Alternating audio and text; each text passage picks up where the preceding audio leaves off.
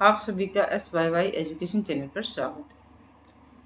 बहुत से बच्चे नीट की तैयारी करते हैं, जेईई मेंस की तैयारी करते हैं और अदर कम्पिटेटिव एग्जाम्स उनकी तैयारी करते हैं।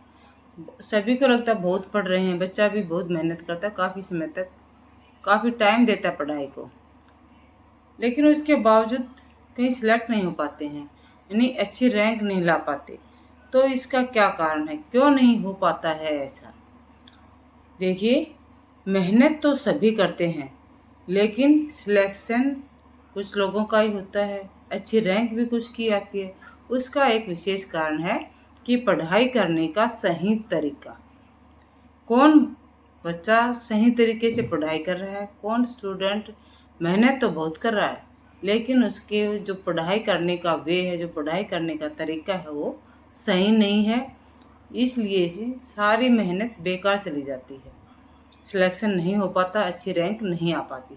तो आज के वीडियो में हम आपको कुछ पॉइंट्स बताएंगे कि पढ़ाई का सही तरीका क्या है, जिनको जानकर आप ये जान पाएंगे कि आपका पढ़ने का तरीका सही है या गलत है, और उसमें कहाँ क्या कमी है, क्या सुधार करने की आवश्यकता है। तो एक अच्छी पढ़ाई करने के लिए, एक अच्छी प्रिपरेशन करने के लिए, सही तैयारी करने के लिए सबसे पहले ज़रूरी है कि आपको अपने सिलेबस की अच्छी सी जानकारी होनी चाहिए। अगर सिलेबस की जानकारी नहीं होगी तो आप कितनी मेहनत करते थे, ऐसे टॉपिक पढ़ेंगे जो आपके एग्जाम में नहीं आने वाले हैं, तो उसका कोई भी परिणाम नहीं निकलने वाला है। तो सबसे पहले तो आप अपने सिलेबस की अच्छी जानकारी लीजिए कि आपके एग्जाम में कौन सा सिलेबस आने वाला है और कौन कौन सी अच्छी बुक्स हैं उनको सेलेक्ट कीजिए आप। फिर आप अपना पढ़ाई का टाइम टेबल बनाइए, यानी कि अपने पढ़ने के कुछ टाइम टेबल को इस प्रकार से बनाइए कि उसमें ब्लॉक डिसाइड कीजिए कि 2 घंटे के लिए मुझे ये पार्टिकुलर सब्जेक्ट पढ़ना है, और 2-2 घंटे के आप अपने सब्जेक्ट के हिसाब से 3-4 ब्लॉक्स बना लें। 4 सब्जेक्ट हैं तो 4 बना लीजिए, 5 है तो 5 और 3 है तो 3 ब्लॉक्स बना लीजिए आप, और उस हिसाब से आप स्टडी कीजिए। अब हर एक ब्लॉक के लिए आपको काम भी डिसाइड करना है कि एक ब्लॉक में यानी 2 घंटे जब आप पढ़ने बैठे तो आपको कितना काम करना है। अब इसको कैसे डिसाइड करेंगे आप? अब आपको जब अपने सिलेबस का पता, कितने चैप्टर्स आएंगे ये पता आपको, तो आपको ये पता है कि ये चैप्टर्स जो कितने पेजेस कवर कर रहे हैं, आप उस हिसाब से आपके जो एग्ज़ाम के नंबर ऑफ डेज हैं, या आपने ये डिसाइड किया है कि अमुक डेट तक मैं अपना सिलेबस कंप्लीट कर लूँगा, वहाँ तक के आप डेज काउंट कर लीजिए, और total number of pages, book के जो टोटल नंबर ऑफ पेजेज हैं जिनकी आपको स्टडी करनी है, पढ़ना है, उनसे नंबर ऑफ डेज से डिवाइड कर लीजिए। तो आपके पास आ जाएगा कि एक दिन में आपको कितने पेज पढ़ने हैं। जब सब्जेक्ट वाइज आप ये डिसाइड कर लेंगे कि मुझे एक दिन में इतने पेज पढ़ने, इतने पेजेस की स्टडी करनी है, तो जब आपका 2 ब्लॉक का पीरियड, 2 घंटे का जो ब्लॉक है, उसमें जब आप पढ़ने बैठें तो उतना काम करके ही उठें। अगर आपका 5 पेज की रेशियो आ रही है एक ब्लॉक में, तो आप 5 पेज करें, 4 की आ रही तो 4 का करें। और ये पेज करते वक्त ये ध्यान अवश्य रखें कि लास्ट पेज पे जो टॉपिक चल रहा है उसको पेज नंबर देख के फिनिश करके मत उठ जाइए।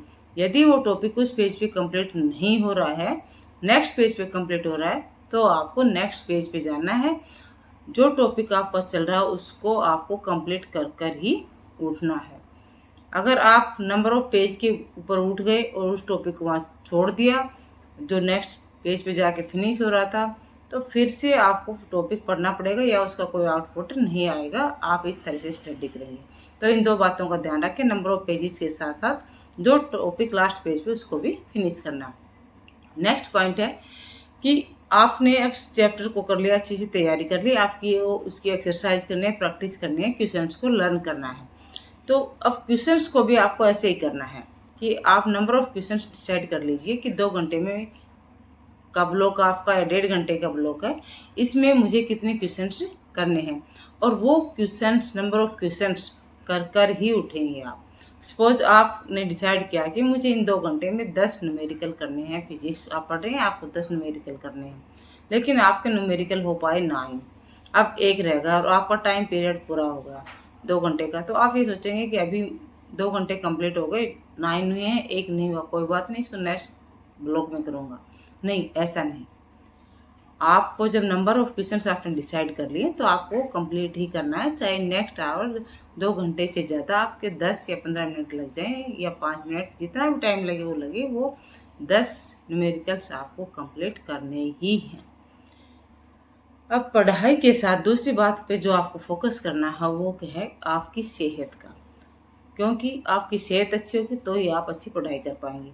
इसके लिए अपने स्वास्थ्य का ध्यान रखें। स्वास्थ्य का ध्यान रखने के लिए क्या करना होगा, अच्छा भोजन लें, अच्छी नींद लें और खेलने का टाइम डिसाइड करें। आपका जो स्टडी का टाइम टेबल है, जो ब्लॉक्स आपने बनाए पढ़ने के, इनके बीच में आप अपना मनोरंजन का और खेलने का समय भी, आधा घंटा खेलना आपको, 45 मिनट खेलना या 1 घंटा है, वो आप अपने हिसाब से डिसाइड कर लें ताकि आपकी सेहत अच्छी रहे।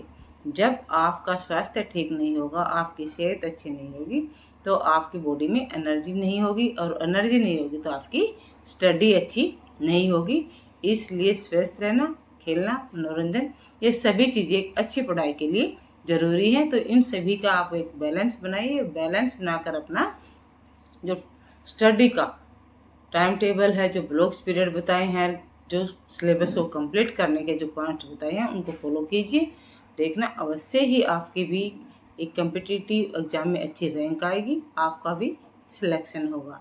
अपना पढ़ाई करने का बस थोड़ा सा तरीका आपको ठीक करना है।